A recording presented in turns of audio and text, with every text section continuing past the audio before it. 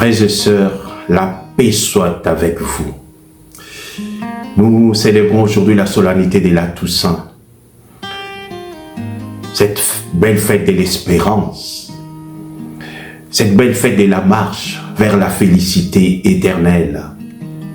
Nous célébrons en une seule fête tous les saints, la communion des saints. Nous célébrons en une seule fête le saint connu et le saint anonyme. C'est dont nous avons aussi parfois connu le visage, ceux que nous avons côtoyés, ceux qui par leurs mains ont séché nos larmes, nous ont tendu la main pour nous relever, et ainsi de suite. C'est la fête de l'espérance.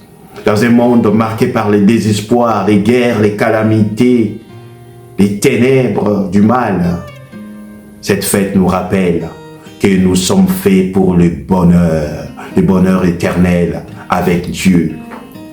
Mais ce bonheur s'est construit dans cette dynamique aussi, comme nous, dans notre dignité comme enfants de Dieu, comme nous dit Saint Jean dans la deuxième lecture. Bien-aimés, voyez quel grand amour nous a donné le Père pour que nous soyons appelés enfants de Dieu, et nous les sommes. Nous les sommes, frères et sœurs.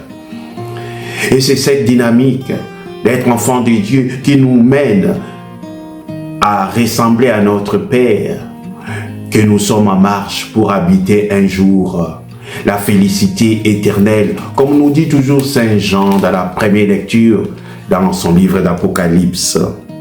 Après cela, j'ai vu, et voici une foule immense que nul ne pouvait dénombrer, une foule de toutes nations, tribus, peuples et langues. Ils se tenaient debout devant les trônes et devant l'agneau, vêtus de robes blanches avec des palmes à la main. Et ils s'écriaient d'une voix forte: le salut appartient à notre Dieu qui siège sur le trône et à l'agneau. Voilà la dynamique que nous célébrons en cette fête de la Toussaint. Mes frères et sœurs, vous savez, c'est un chemin, c'est un choix, c'est une dynamique, c'est une liberté. Mais le Seigneur nous incite, dans notre liberté, dans notre choix, à aller vers ce bonheur éternel, le vrai bonheur, comme nous dit l'Évangile à travers les béatitudes. Et nous allons essayer de décortiquer béatitude après béatitude. Mais je vais d'abord préciser une chose. Dans les béatitudes, il y a comme cette invitation, mais aussi comme une récompense. Heureux, au début de chaque béatitude. Le terme grec qui est traduit par le mot heureux, c'est makarios, qui peut se traduire par le mot béni, heureux ou bienheureux. Et la plupart des traductions utilisent heureux ou parfois bienheureux. Mais le mot makarios traduit le mot hébreu achar. Achar qui signifie heureux. Mais heureux, c'est lui qui avance. Il y a la dynamique de marcher, d'être en mouvement, aller de l'avant. Moi, je peux le traduire en disant être debout, pour marcher, pour avancer. Et dans ma méditation, je vais remplacer les mots heureux par la petite phrase mettez-vous debout. Pour traduire cette dynamique de mot achar, c'est-à-dire être en mouvement. C'est-à-dire le bonheur avec Dieu, c'est construit en mouvement, c'est construit en marchant, c'est construit en avançant. Car c'est avec lui que nous sommes en marche pour grandir, pour nous transformer, pour aller vers la félicité éternelle. Frères et sœurs, nous pouvons aussi définir les béatitudes comme l'autoportrait de Jésus, qui nous invite à briser la vengeance par le pardon, la violence par la douceur, les mensonges par la justice et la vérité, et ainsi de suite.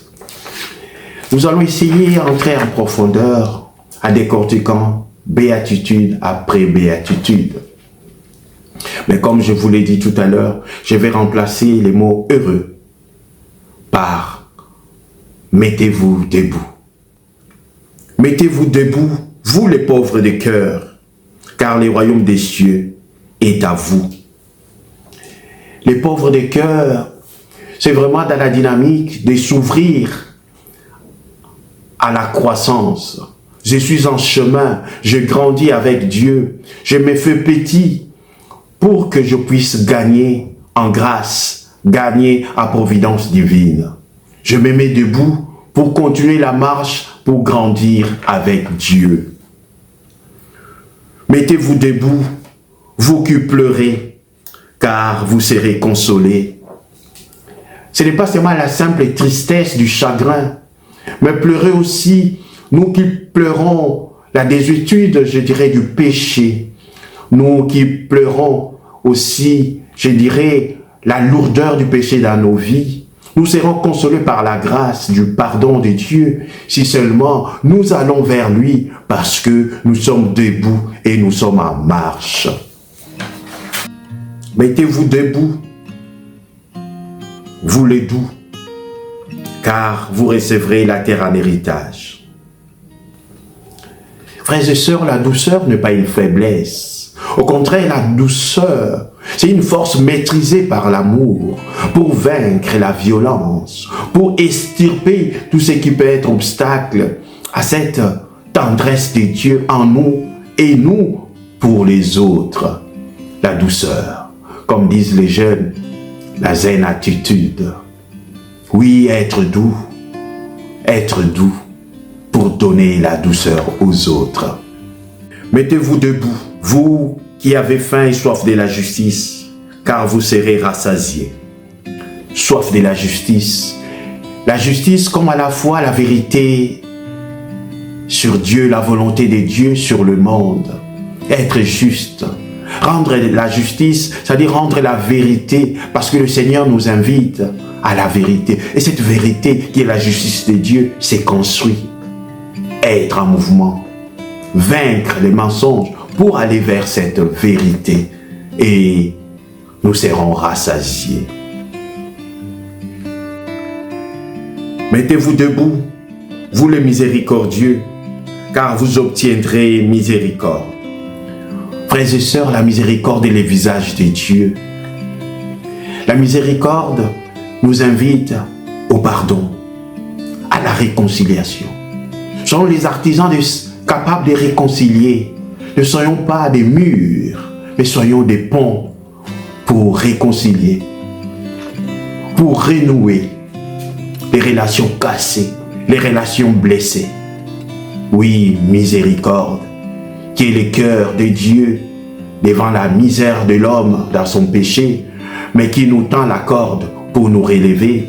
Et nous, à notre tour, soyons aussi ces cordes qui s'élancent vers ceux qui ont besoin de cette tendresse, de ce pardon, de la réconciliation. Soyons des ponts et non des murs, frères et sœurs. Mettez-vous debout, vous le cœur pur, car vous verrez Dieu. Le cœur pur. La pureté du cœur, ce n'est pas être sans péché. La pureté du cœur, c'est vaincre les doubles jeux, les doubles langages, c'est vaincre les mensonges pour aller vers la vérité. Oui, c'est à la fois être vrai et transparent. C'est un mouvement. Les jours, on cherche cette transparence pour aller vers la vérité. Mettez-vous debout, vous les artisans de paix. Vous serez appelés fils de Dieu. Frères et sœurs, cette béatitude est liée aussi à celle autour de la miséricorde.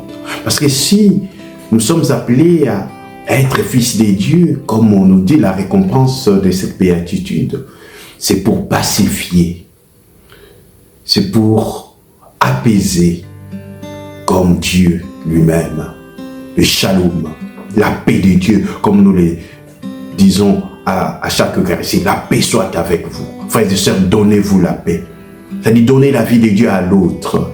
Et dans notre vie de tous les jours, être artisan de cette paix véritable pour rassembler et non diviser, pour renouer. Je dirais encore, ça risque de me répéter, comme je l'ai dit pour la béatitude de miséricorde, être des ponts et non des murs. C'est alors que la fraternité véritable va se vivre dans la paix véritable. Mettez-vous debout, vous qui êtes persécutés pour la justice, car le royaume des cieux est à vous. Mettez-vous debout, si l'on vous insulte, si l'on vous persécute, si l'on dit faussement toutes sortes de mal contre vous à cause de moi. Réjouissez-vous, soyez dans l'allégresse, car votre récompense est grande dans les cieux. Frères et sœurs, le saint ne se résigne pas devant les déchirures. Le combat est rude. Mais on n'abandonne pas les combats, car nous combattons le bon combat avec le Seigneur à nos côtés. On peut nous persécuter, on ne peut pas nous bâillonner, car la parole de Dieu, personne ne peut l'enchaîner. On peut nous enchaîner, mais la vérité que nous proclamons, personne ne peut l'enchaîner, frères et sœurs. Oui, n'abandonnons pas, ne baissons pas les bras devant ce combat dans ce monde qui tue, dans ce monde qui détruit les valeurs fondamentales. Soyons forts. Le Seigneur lui-même nous dit d'être debout, de poursuivre les combats, car nous aurons la récompense. Restons debout, marchons, c'est le chemin de l'espérance, pèlerin d'espérance que nous sommes. Et frères et sœurs, voici ces quelques mots autour de cette dynamique, de ces béatitudes. Demandons l'intercession des saints, ceux qui ont fait ce chemin avant nous. Ils nous encouragent et ils nous rassurent pour dire que c'est possible. Alors frères, alors sœurs, aujourd'hui, dis-toi une chose, je suis en mouvement, je suis en marche vers le bonheur pour lequel je suis fait et je suis fait, car le Seigneur veut mon bonheur et me demande de les construire avec lui. C'est cela le nœud même de la fête d'aujourd'hui. Et notre bonheur est en Dieu. Frères et sœurs, que le Seigneur nous bénisse tous, pour que chacun de nous puisse se dire, je reste en mouvement. Je pourrais tomber ou être gagné par l'abandon pour m'arrêter, mais les frères et sœurs seront aussi derrière à mes côtés pour me pousser, pour m'encourager. C'est cela la communion des saints dans les quotidiens de notre vie. Que le Seigneur nous bénisse tous, au nom du Père et du Fils et du Saint-Esprit. Amen.